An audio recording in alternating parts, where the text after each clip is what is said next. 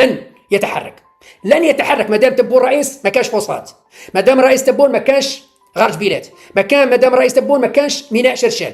هذو المشاريع الكبرى، الفوسفات والحديد وميناء شرشال، ما يتحقق حتى مشروع في ظل الحكم رئيس تبون. بعد تبون ربي يجيب الخير. ربما من هذا شهر ولا أقل من شهر نهودوا البشار باش نديروا حفل اللي يبقى في التاريخ. أول مرة منذ استقلالنا الحديد نتاع كراج بيلات يوصل للسكة تاع بشار يكون. Les dirigeants du régime Tebboune mentent tout le temps. Et non seulement ils essayent de mentir tout le temps, plus le mensonge est gros, plus il est vrai, mais ils font tout pour entretenir, pour entériner ce mensonge et pour l'élever au rang d'une vérité absolue. كانوا يحلموا به الزعماء تاعنا، حلم به سيبوني رحمه الله، حلموا به اللي جنب بعد بومدين. اليوم راه حقيقة 1000 كيلومتر تاع سكة حديدية وما تسلفناش باش درناها. 1000 كيلومتر تاع سكة حديدية قال لي هات 50 ولا 60 كيلومتر توصل للبشار. Bilet, c'est le projet depuis 2022, quand il a été lancé en juillet 2022, c'est le projet qui tient à cœur Abdelmajid Tebboune. C'est le seul projet qui a été proposé par Abdelmajid Tebboune. Aucun projet n'a été proposé par Abdelmajid Tebboune, mais à part ce projet-là, quand on est en train de vendre, c'est un rêve qu'on vend aux Algériennes et aux Algériens, on leur fait croire que c'est le plus important projet sidérurgique du monde. En réalité, c'est le plus grand gâchis économique du monde. آخر ما يشغل المغاربة والجزائريون الآن هو الجدل حول منجم قرب الحدود بين الدولتين.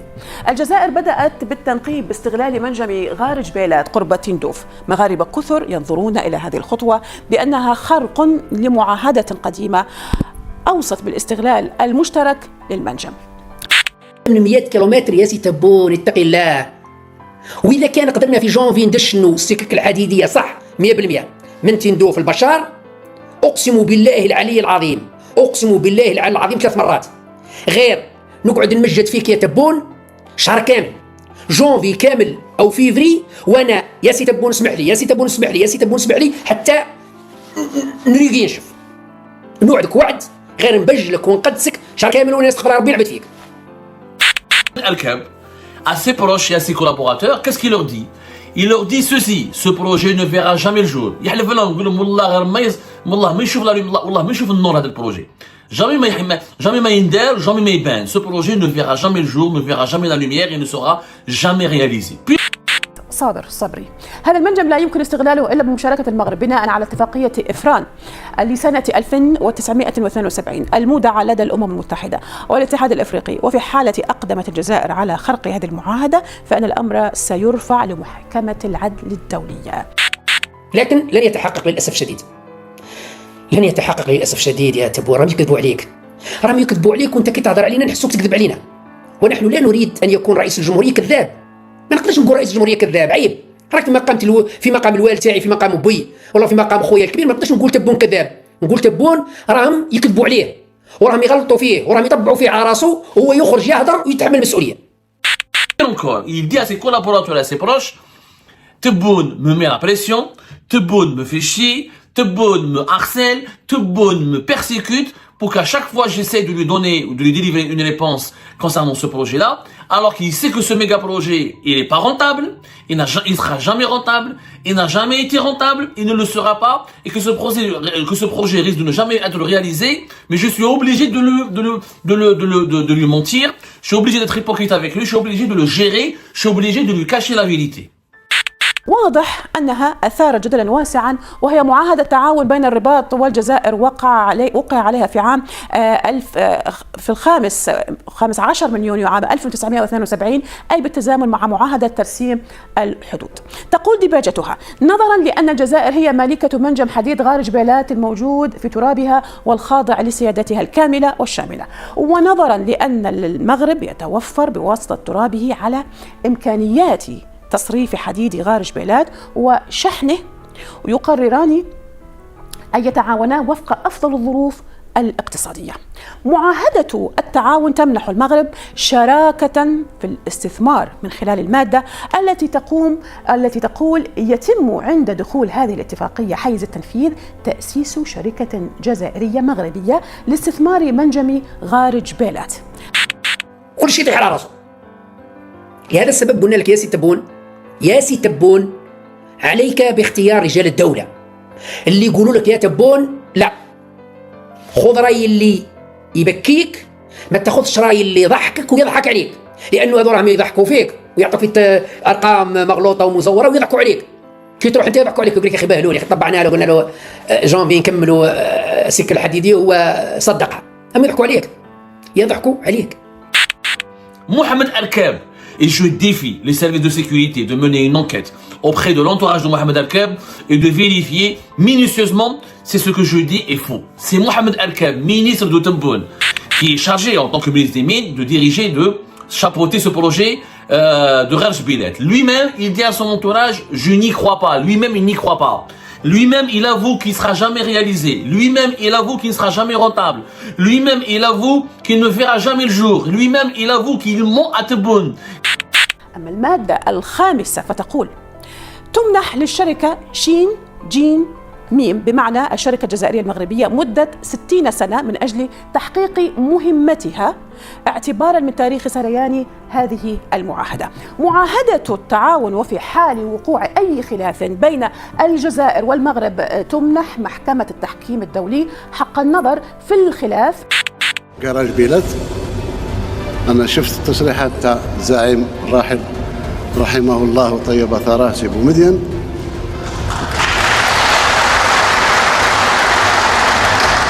لما يتكلم على غار جبيلات يتكلم هو يتنحت، يعني باغي يدير وما خلاواش ولا ما ساعدوش باش يدير. يرتاح دروك سي بومدين رحمه الله. Il n'y a pas un document, une étude de rentabilité de ce projet. Même pas. Il n'y a même pas une étude de faisabilité. تم اكتشاف منجم غار جبيلات سنة 1952 خلال الحقبة الاستعمارية، وظل لعقود مصنفا كواحد من أكبر احتياطات الحديد غير المستغلة في العالم، باحتياطي يفوق 3.5 مليار طن، منها أكثر من 1.7 مليار طن قابلة للاستغلال المباشر. Il est présenté comme parmi les plus importantes mines de fer dans le monde, peut-être parmi les 3 plus grands gisements dans le monde. Personne d'ailleurs ne le nie, sauf son problème, c'est qu'il est situé très très loin au fin fond du désert, à plus de 100 km encore au sud-ouest de Tindouf. Il est dans un coin désertique, très proche de la frontière avec le Maroc. لكن ظروفا سياسية وجيوستراتيجية إضافة إلى الصعوبات التقنية جعلت المنجم يبقى مجرد حلم مؤجل، فالمنطقة معزولة والبنية التحتية غائبة، والأهم أن نسبة الفوسفور المرتفعة في المعدن كانت تمثل تحديا كبيرا للمعالجة.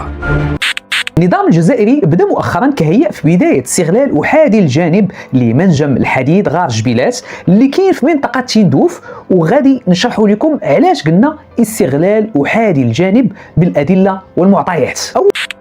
Mais Tebboune veut nous faire croire, et le gouvernement algérien essaie de faire croire que ce projet, cet investissement va coûter uniquement 2 milliards de dollars.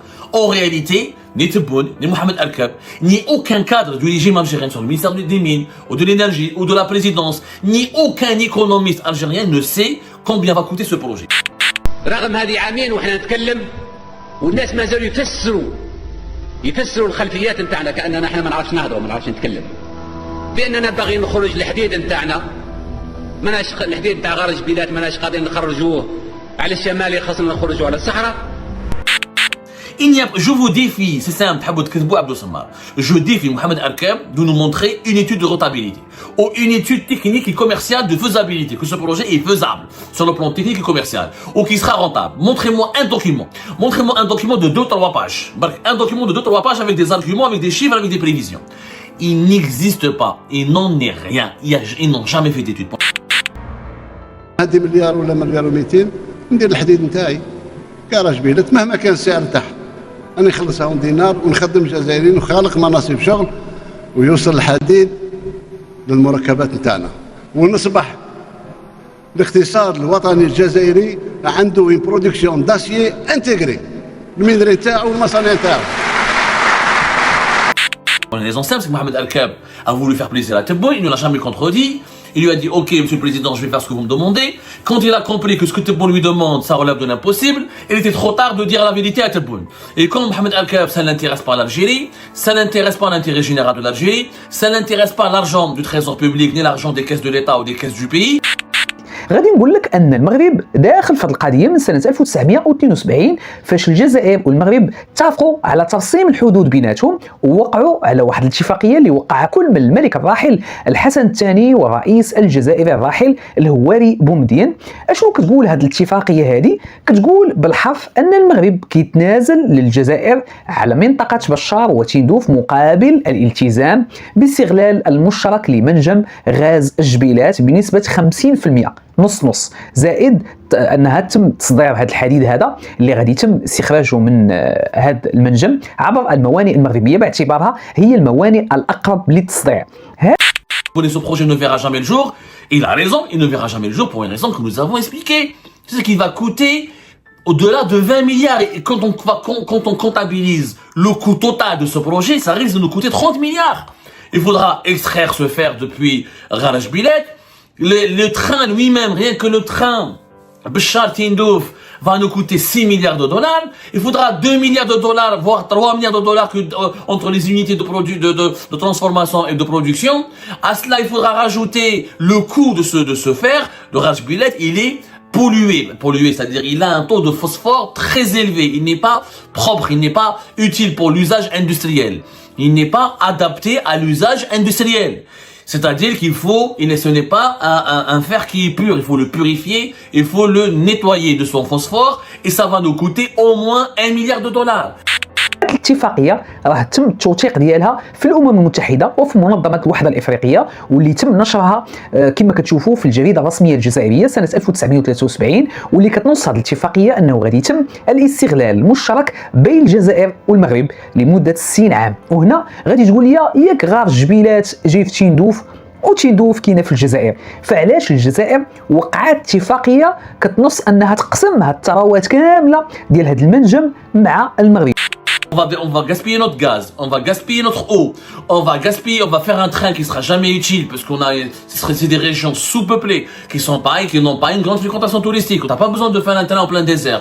De l'avion avec des petits avions, ça suffit largement. Et les trains, il faudra acheter des locomotives, il faut entretenir le rail, il faut faire face aux défis climatiques, etc. Ça va nous coûter une vingtaine de milliards de dollars. À long terme, ça peut nous coûter jusqu'à 30 milliards de dollars pour une exportation qui ne dépassera même pas 1 milliard de dollars par an. وقت النظام الجزائري قلب وجهه على المغرب واخا هو موقع هذه الاتفاقيه هذه وبقى غار الجبيلات بدون استغلال من سنه 1972 الى يومنا هذا. في السنوات الاخيره ومع النظام ديال شنقريحه وتبون قطعوا العلاقات مع المغرب وناضوا قال لك سيدي غار الجبيلات ضدا في المغرب غادي نستغلوه بوحدنا وراسنا وهذيك الاتفاقيه سيروا كولوها وتبخروا بها. فناضوا عيطوا على الصين وقالوا لها اجي عاونينا باش نستغلوا هذا المنجم. الصين قالت لهم واخا مع التحفظ ديالها لان الصين عارفه وجميع الشركات العالميه اللي كتبغي تجي تستغل هذا المنجم عارفه انه كاينه اتفاقيه وانه ممكن المغرب يخرج يدير لهم العصافره الرويضه وتولي هذه الشركه اللي داخله على الخسران حيث غادا تجي وغادا تحفر الطريق وغادا تخسر الفلوس باش تستخرج هذا الحديد. Le fer que nous allons exploiter, le fer que nous allons exporter ne coûte pas très cher sur le marché mondial. C'est pas du gaz, il n'est pas aussi stratégique que le gaz, il n'est pas aussi stratégique que le phosphate, il n'est pas aussi c'est pas du diamant, c'est pas de l'or, c'est pas du pétrole, c'est du fer. Le fer a des prix qui sont tirés vers le bas et qui sont pas, c'est pas un matériau extrêmement prestigieux. هذا المنجم ولكن كاينه اشكاليه ديال بعد المسافه لان اقرب منجم او اقرب ميناء بحري جزائري من غار الجبيلات كاين في وهران اللي بعيد عليها باكثر من 950 كيلومتر فخاصها راس مال كبير باش دير خط سككي من غار الجبيلات اللي كاين في تندوف الى شمال الجزائر وهران باش تقدر تصدر هذا الحديد اللي غادي تستخرجه. Vu l'argent que nous allons dépenser, il aurait été encore une fois plus utile de faire des centrales solaires, d'investir dans les énergies renouvelables, ou d'investir dans le tourisme, ou dans l'agriculture saharienne, que de faire ce projet-là qui n'a pas de sens, qui n'a ni sens, ni queue, ni tête. On le dit, on ne cesse de le dire et de le répéter. Mais Abdelmajid Tebboune ne veut pas le comprendre. Pourquoi? Parce qu'il a un Mohamed Arkab qui lui ment, qui le manipule, qui est hypocrite avec lui. المغرب كان عارف ان ما يمكنش تستخرج الحديد وانت ما عندكش الماء، من عاشر المستحيلات، وضروري من الماء خصو يكون بكثره باش تقدر تستخرج المعادن من هذا المنجم هذا. وهما كانوا معولين على المياه اللي كتجي من المغرب عن طريق الوديان ديال واد كير او اوديه اخرى، واللي كتدخل من المغرب وكتوصل لبشار وتندوف، واللي كتجي من جبال الأطلس. في المغرب طلع مريقل ورد عليهم بالبارد، ناض مؤخرا ودار سد قدوسة قدو قداش هاد السد هذا باش المياه ديالو ما تخرجش من الأراضي المغربية وتوصل للأراضي الجزائرية باش ما يستغلوهاش في هذا المنجم هذا، وهو اولى بها من بهذه المياه واولى بالاراضي المغربيه، عوض ما تمشي لواحد الاراضي اخرى اللي كتحارب المغرب اقتصاديا ومعاديه للمغرب. احنا المدراهمنا هكذاك 10 مليار، سي 10 مليار، 10 مليار يا جماعه، 10 مليار يا جماعه، 10 مليار راح يروحوا لنا باطل، جو دي بيان باطل.